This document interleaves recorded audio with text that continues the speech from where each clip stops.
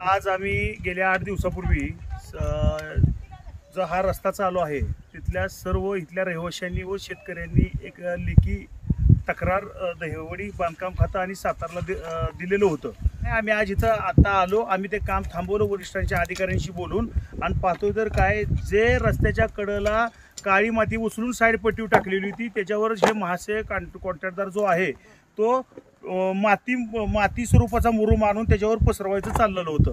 आज तुम्ही बघा, एक तर हा रस्ता 30 वर्षानंतर मंजूर झालेला आहे आणि हे आम्हाला तर अशी शंका आहे की दहिवडीतले बांधकाम खातं आणि सातारचं बांधकाम खातं ह्यांना काय ह्यातल्या टक्केवारी असतील असं आम्हाला संशय यायला लागला। कारण जर 8 दिवस झालं लिखी तक्रार करून जर ह्याच्यावर कारवाई होत नसेल तर आम्ही ह्याच्यात समजायचं काय। आज तुम्ही सांगा 2x2चा इथं यांनी खड्डा काढावा, स्वतः त्यांचे अधिकारी यावे, त्यांनी 2x2चा खड्डा काढून क्वालिटी कंट्रोलला ह्याची चेकअप करावी। ह्याच्यात जर दोषी नाही आढळले तर मग आम्हाला सांगावं। आम्ही आज लोकशाही मार्गाने आंदोलन करतोय, विनंती करतोय, त्यांना वारंवार सांगतो, याच्यावर त्यांच्यावर काय फरक पडेना। येत्या 8 दिवसात जर ह्यांच्याकडनं सुधारणा नाही झाली तर मनसे स्टाईल आंदोलन करणार।